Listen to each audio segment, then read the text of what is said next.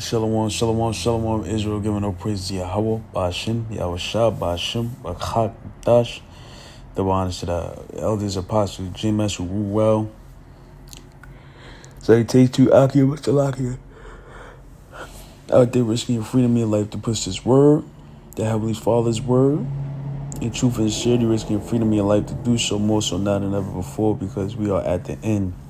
And lately I've been engulfed in prophecy, which you had a clown that said we're addicted to prophecy.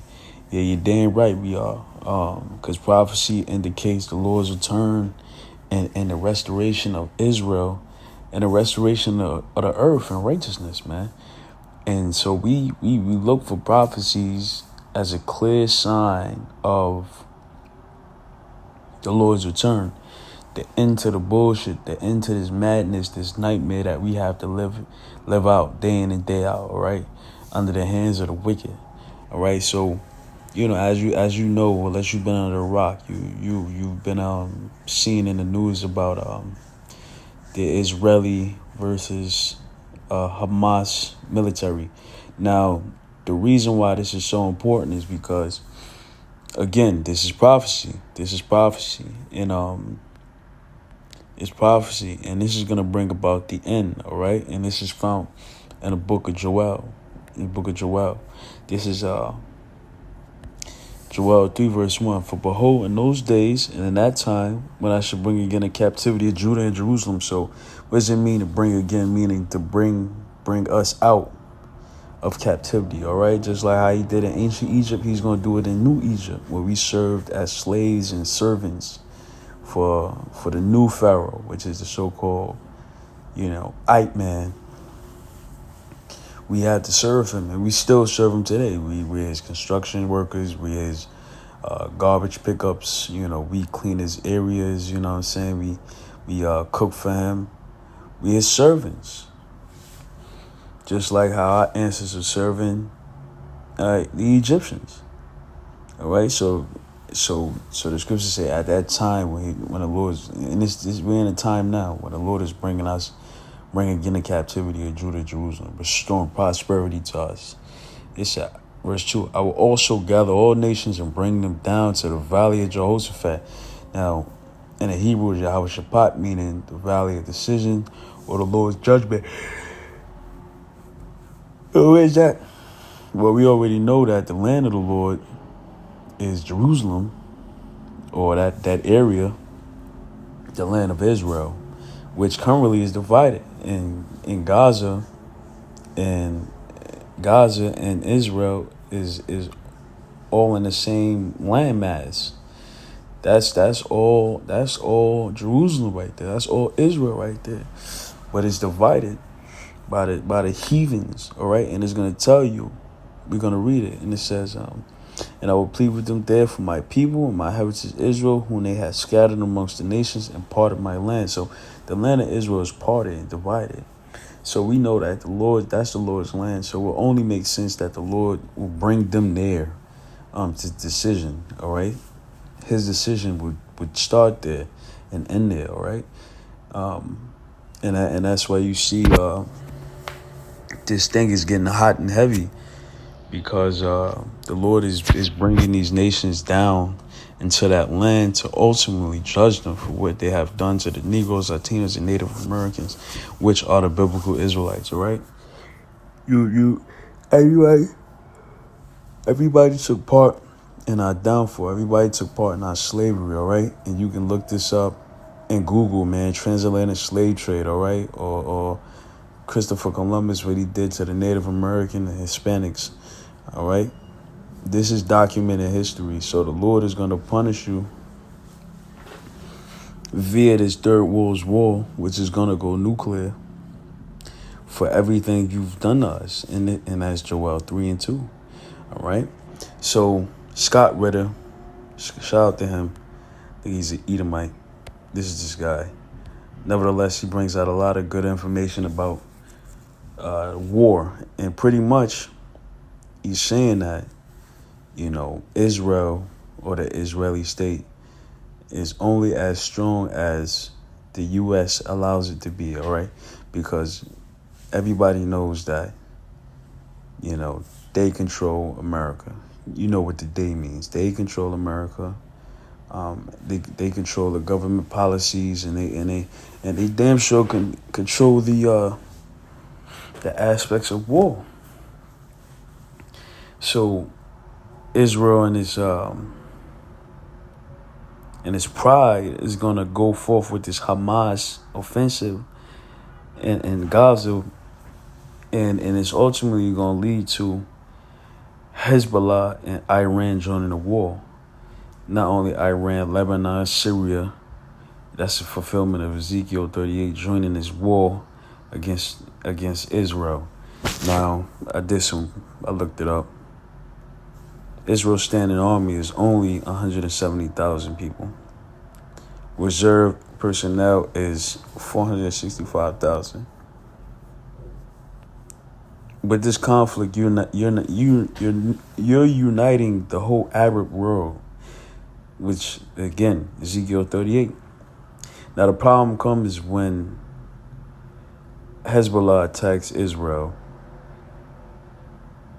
The land of Israel is outnumbered by the Arab countries. They're surrounding them. They cannot win this war. Therefore, America has to get involved to protect little old Israel, or the Israeli state. But once they do that, Iran is going to attack and join the battle.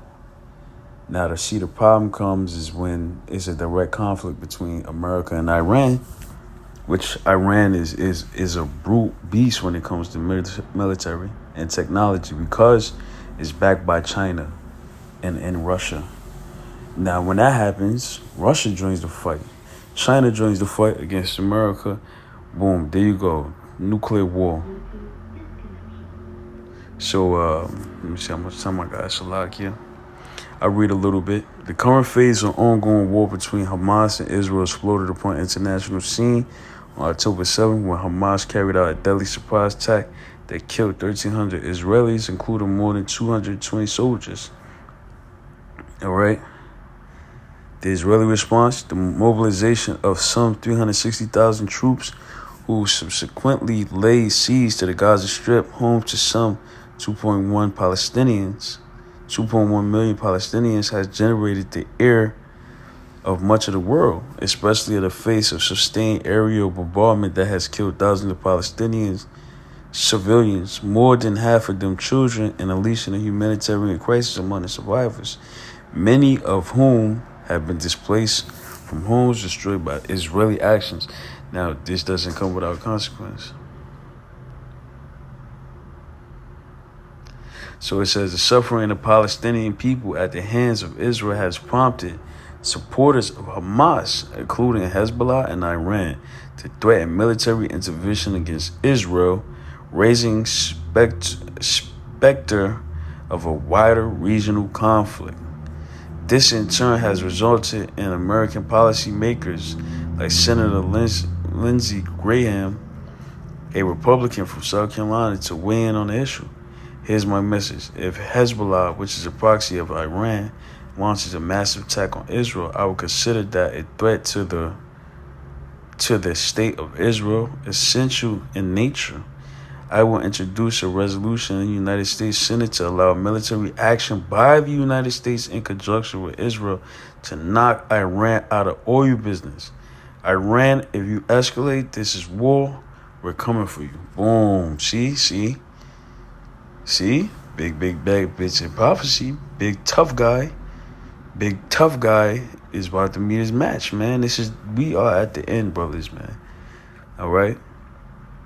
This is not a time to get weak and to fall back in the world. We are at the end where the Most High is about to really, really, really show forth his wrath. And you don't want to be on the side of his wrath. Jeremiah 50:45. Therefore hear ye the counsel of the Lord, Yahweh, that he hath taken against Babylon, and his purposes, that he had purpose against the land of the Chaldeans. Now, who is Babylon? Who is modern day Babylon? Because ancient Babylon is located in modern day Iraq. That's not talking about that. It's talking about America, man. America is the land of confusion. Obviously, this place is confused as hell. had a damn rapper by the name of, what's his name, Kevin Gates, spit in a pregnant woman's mouth on stage. It can't get no more confused than that. You got people that change over to other genders. I mean, the confusion level is insane, all right? So it says, surely the least of the flock should draw them out. So this is the purpose that the Lord has purposed against them. What's the least of the flock? Is it talking about a sheep? No, it's talking about a nation. The least of a nation should draw out the big nation, more specifically, Babylon. Who's the small nation that's going to draw out America? Little old Israel, population 9 million. They're going to draw out America into this war. And it's going to say, surely it should make their habitation desolate with them. So not only is Israel going to be destroyed, but it's going to make America be destroyed too. I read a little bit. It's a long read, but if you go all the way down, it says, this is what Scott Ritter says. He used to be in the military. He says, the problem facing the U.S., however, is that Iran is a huge country which is not conducive to the delivery of a knockout blow. Even if delivered by the combined resources of Israel and the United States, Lindsey Graham's threat to knock Iran out of the oil business may sound good to the opponents of Iran, but it's simply empty rhetoric. If the U.S./Israel were to target Iranian oil infrastructure, Iran would unleash a retaliation which would cripple the oil production infrastructure in the entire Middle East, including Saudi Arabia and the United Arab Emirates. Such an action would throw the U.S. and global economies into chaos. Moreover, Iran would retain sufficient strike capacity to devastate the U.S. military bases in the region and Israeli cities alike.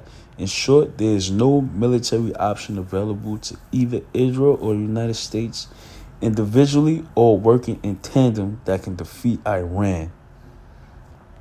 And, this is Joe Biden. He says,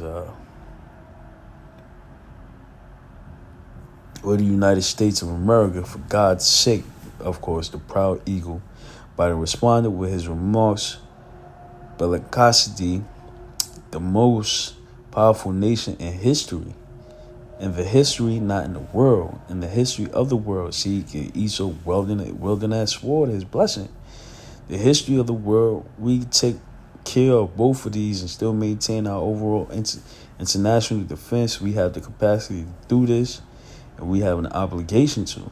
We are a central nation, to paraphrase the former Secretary of State, and he concluded, trying his best to muster the steely-eyed stare of a man who means business. If we don't, who does? The answer, it seems, is no one. You in a checkmate position, bro. Give it up. America's finished. I'm going to close it. I don't want to make this video too long, but Scott Ritter, U.S. not ready for war with Iran, but the Lord is going to get them ready. We are closed, brothers. So with that, I want to say shalom.